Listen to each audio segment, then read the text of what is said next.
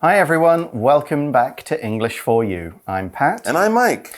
And yesterday we introduced the idea of how writing can help to improve your mental health. It does this by building your self-awareness, which is the ability to focus on yourself, your feelings, your character, and kind of understand you a bit more. Absolutely. Also, we learned that writing helps you express your feelings, what you're thinking, what you're feeling, what's going on in your life. Maybe it's been a normal, great, wonderful day, and that's fine, but this kind of writing can be especially useful if you had a bad day, if you're worried about things, or if you're really excited and happy about things. You can get those feelings out. You can express yourself in a journal, in a diary. And the good thing about this kind of writing is that you can just write what you feel. You don't have to worry about grammar and spelling or anything. And you can really be honest because you probably won't show this writing to anyone else in the world unless you want to, but that's not the idea. It's writing about yourself for yourself. Yeah, we looked at a few different types of writing. Expressive writing does exactly this job. You get your feelings out. Right. You just get it all down on the page and help you deal with stressful situations by putting down your personal feelings. We don't need to worry about story or details, or as Mike said, grammar. You just put your feelings. We've got two more types of writing to deal with today, reflective writing and creative writing. So let's get into them right now. Reading. How writing can improve your mental health. Reflective writing is for looking back at past experiences and asking yourself a lot of questions. For example, what were the important parts of that experience? What did I learn? It can help you notice any gaps in your understanding. Creative writing lets your imagination run wild. It includes poems, short stories, and novels. For example, you could write a science fiction story that explains your position on the environment.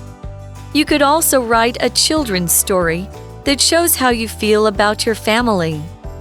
This lets you explore topics that are difficult to talk about directly. So, how do you get started? Hemingway said, "There is nothing to writing. All you do is sit down at a typewriter and bleed." Try writing down 3 things you love and why you love them. Remember that this writing is only for you. Just express yourself as well as you can. Like exercise maintains a healthy body, writing maintains a healthy mind. All right, so our article today is going to begin with the next form of sort of personal writing that we were talking about, reflective writing. Now, just to remind ourselves what that is, the article begins, reflective writing is for looking back at past experiences and asking yourself a lot of questions, okay? So this is after all the action, the event, whatever happened has finished. Maybe it's days or weeks or possibly months or years later. And you're kind of thinking, let's think back on that. Let's look back. Let's reflect on that. How did I feel? What did I learn? What would I do differently? That kind of thing. When we talk about the past or think about the past, we often use this phrasal verb, to look back, okay? You might be sitting around with your friends and talking about, oh, remember in grade school we had this teacher, or talking with your family about that great holiday you guys had last year. Anything that happened in the past, if you're spending some time and attention on it, you might be looking back on things that happened. And you should ask yourself a lot of questions when you do reflective writing. As the article puts it, for example, what were the important parts of that experience? What did I learn?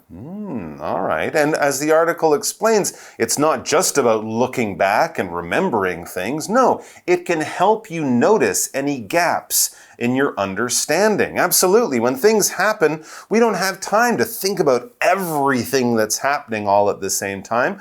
We're usually focused on the main action or how we're feeling right at that moment. But if you look back, then you might notice gaps. And of course, as you get older, you learn new things. So if you look back on things that happened 2 or 3 years ago when you were younger and didn't know as much, you might notice there that there were gaps in your understanding. Things that, oh, now I'm looking back. Now I understand things more because some of those gaps have been filled in by things I've learned or experienced since that time. What is a gap? Well, a gap is basically a space in something. We can talk about a gap in a window that's letting the air blow in or something like that. But here we're talking about a space in something that should be joined together and whole, but there's a space in there, and that gap kind of stops it from being finished or being complete. If you notice there's a train rolling along and there's a gap there, well, 2 parts of the train are not attached. They need to be joined together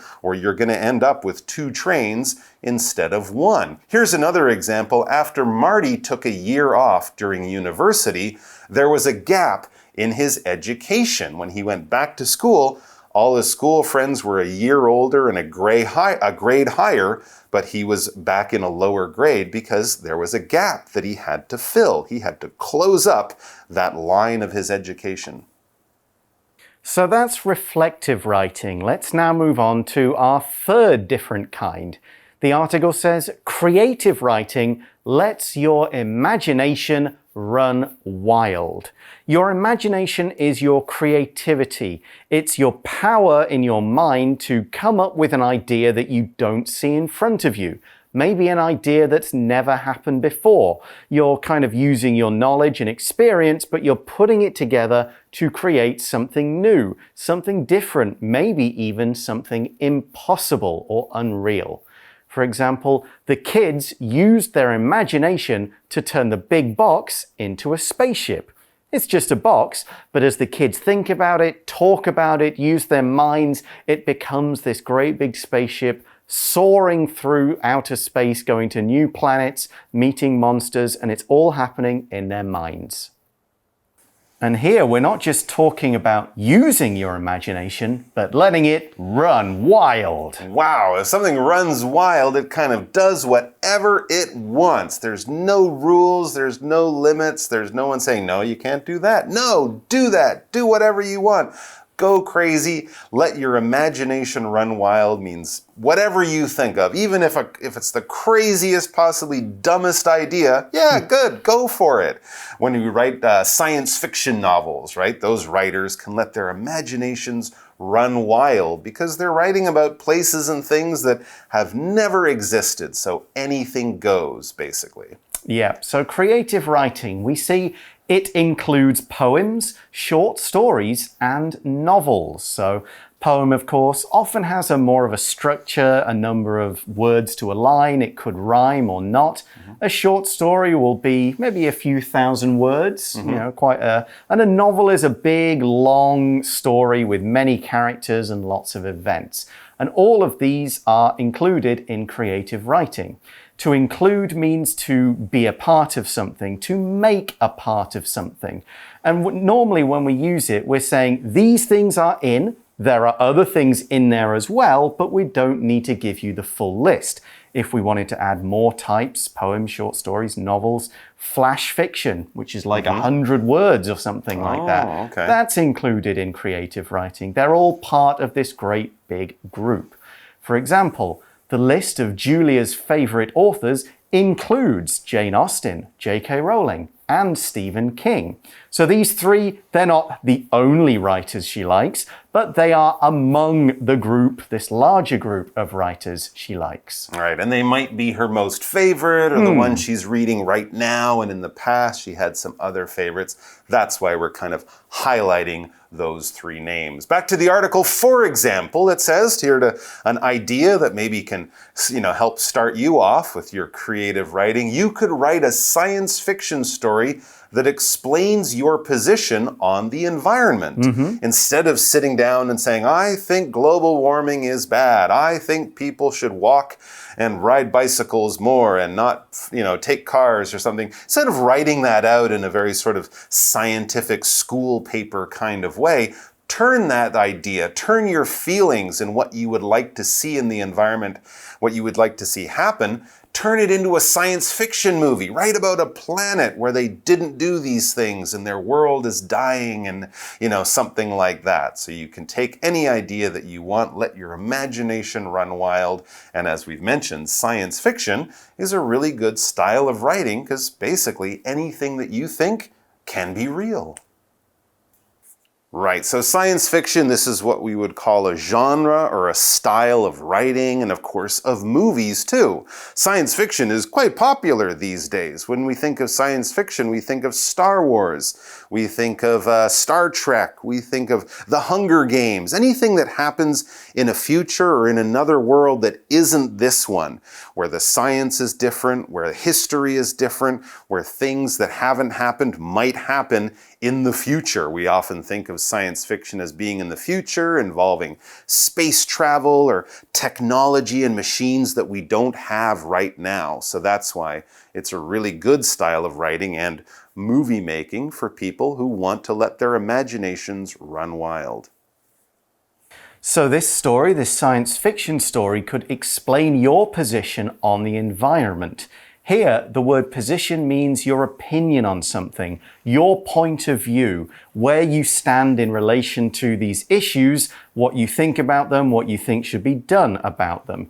We could have a position on many things. You could have a position on politics, for example, what the government's doing well, what it isn't doing well, who you think would do a better job, if anyone. So we could say, for example, just because someone has different political positions than you do, it doesn't mean you have to dislike them.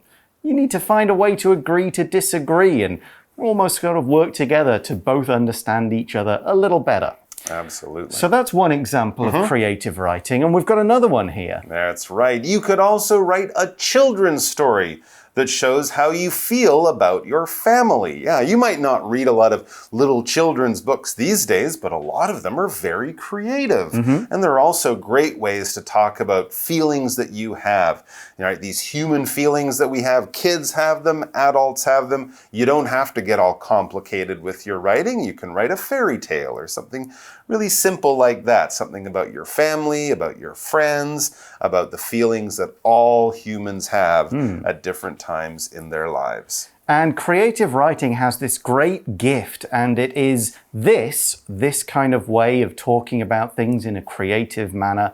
This lets you explore topics that are difficult to talk about directly.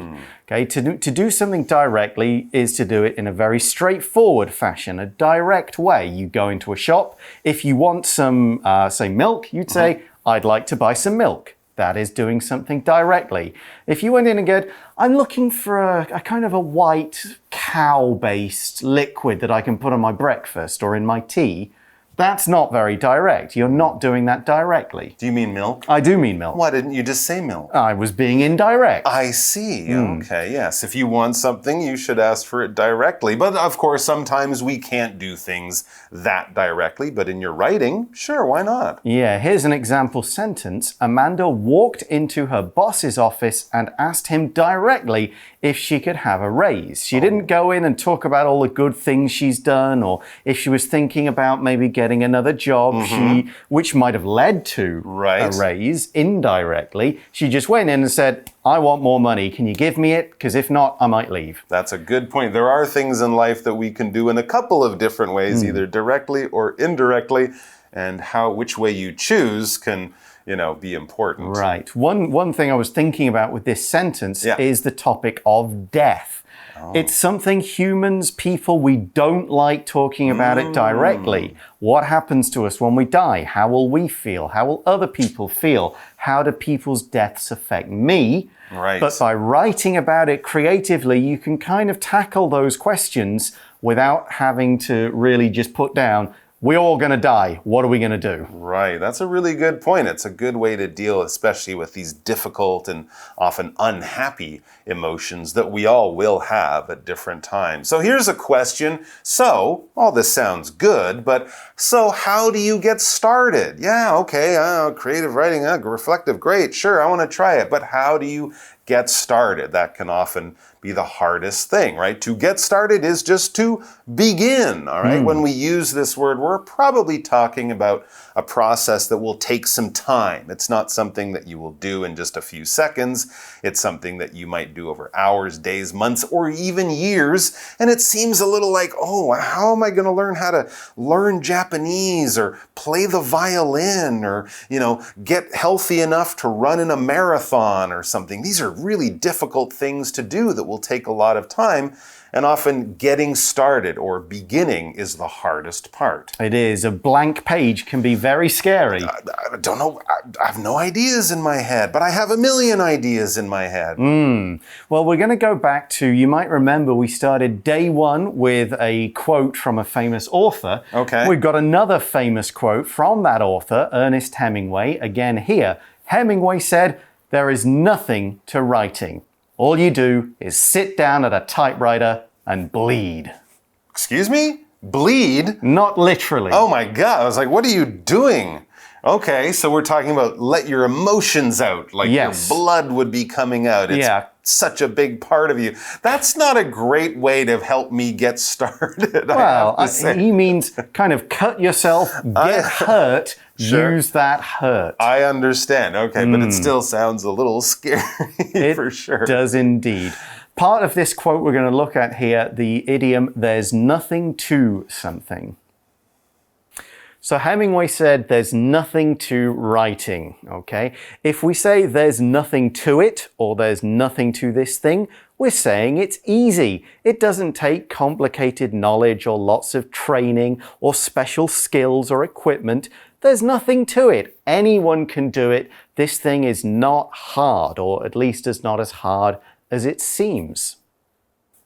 Okay, and we also had this word typewriter. That's what Ernest Hemingway was bleeding all over as he let out all his feelings. A typewriter is basically a machine that was used, or still used, but not very much, for typing on paper, for writing with nice, clearly printed letters on paper. So take your computer, take your printer, stick them together, and that computer does nothing except write on paper. They were very popular for about 100 years, probably 80 years in the 1900s until computers came along. And of course, computers with a printer, you can do everything the typewriter can do and much, much more. But back in the old days when they had just handwriting, a typewriter was a very useful thing to print out documents or write documents and have them very clear and easy to read at the end. I had our family had one as a kid. Yeah. Did you? Did yours? We did. And every time you made a mistake, you got this little white paint and you had to paint over the letter. Hated wait for it to dry, go back, hit the right button. And that's why computers are more popular. Indeed. So what Hemingway is saying here is not you really have to cut yourself. No. He's saying draw on your emotions, your feelings, okay? Yeah. And here's a more positive way to get started and think about it. The article says, try writing down 3 things you love and why you love them. Oh, that doesn't sound so hard. Right. Okay, and you can really get into why you love them. That's where you start to bleed. You let out your passions and your emotions for these things that you love, and you might find that it's very fun, it's a lot easier than you thought, and at the end of it, you feel better too. Remember, though, that this writing is only for you. Yeah, take the pressure off yourself. You're not going to show it to a teacher to get corrected, or friends or family to look at it and go, "You're weird." No, it's only for you. So be as honest as you want. Don't worry about your audience. Don't worry about people reading it because you have an audience of 1, just yourself. Yep, and the article says just express yourself, that word from day 1, express yourself as well as you can. That's it. Absolutely. And like exercise maintains a healthy body, writing maintains a healthy mind. So think about it as going to the gym. And the nice thing is that after 45 minutes of writing, you'll be clean and you won't smell and you won't need to take a shower. Well, possibly you will. You might actually put a little bit of energy into it. But anyways, when we talk about this word maintain, to maintain something, this verb means to kind of keep it up, to continue it, okay? If you want to maintain a healthy body, you should go to the gym 3 or 4 times a week. If you want to maintain your skills in basketball, playing the violin, baking, you have to practice. You have to do it, fairly regularly. If you take a year off, you might find that you've slipped a little bit and forgotten some things. So to maintain things is to kind of keep them going on, keep them in a good condition. For example, it says here that this shampoo will maintain the health of my hair and keep it looking shiny. If I wash my hair with this every couple of days or every day, my hair will continue forever to look good until I get old and it falls out. Okay. Yeah. Well, there's our 3 types of writing and a few ideas for you to get started. We'll now move on to today's For You chat question.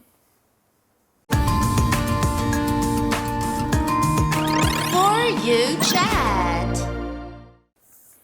So the question is, which are you most interested in? Expressive, reflective, or creative writing? And try and explain your answer. Okay, so you're a writer. And yes. First of all, have you done all 3 forms of writing here? I was thinking about it. I've certainly done creative. That's what I mostly do. Writing about pirates and those things. But I do remember I did some expressive writing. Okay. And it got published. It was basically about, I always used to have the same nightmare about a spider.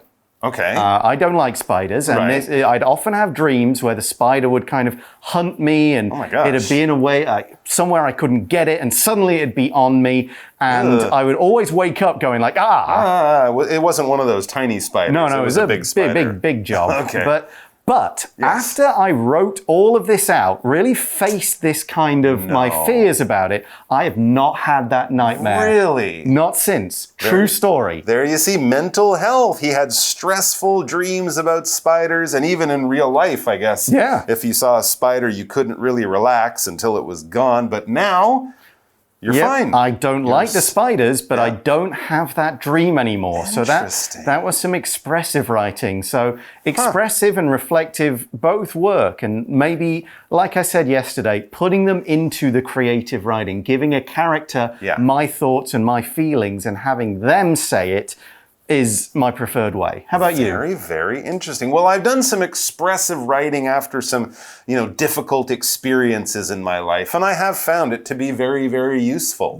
You can let your feelings out. You can get a bit reflective on it too if you wait a bit of time afterwards. But often I've done this right after something, and I just was like, I had all these unhappy feelings. Let them out, and you do feel better afterwards. It's like talking to a friend about a problem, having a good cry, when you're really unhappy. It's good to let those feelings out. If it's your feeling of fear for spiders or your feeling of being unhappy about something that happened in your life, why not try it out? What's the worst that can happen? You'll have a couple of pages of very personal writing, and you might find that it's the beginning of a really good and enjoyable habit. Well, that's all the time we have for today. Thanks for watching, everyone. For English for You, I'm Pat. I'm Mike. Talk to you again soon. Bye-bye. Happy writing. Vocabulary Review. Gap. 3 people left the company this month, so there are some gaps in our department. Imagination.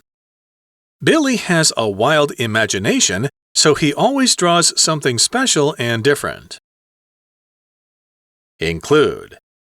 Would you like the big burger set? It includes French fries and a drink of your choice. Position.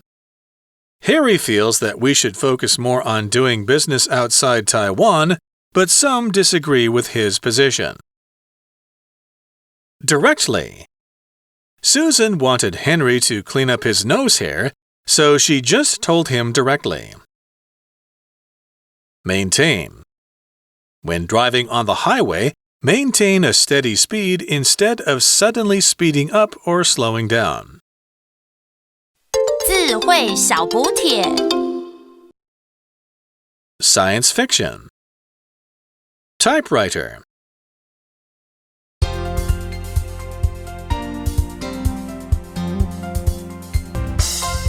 以上节目是由活用空中美语制作，活用空中美语杂志，请洽询全国各大书店。如欲索取试听教材，请来电02-2364-4000 02-2364-4000，或上网查询，网址是 www.english4u.net www.english4u.net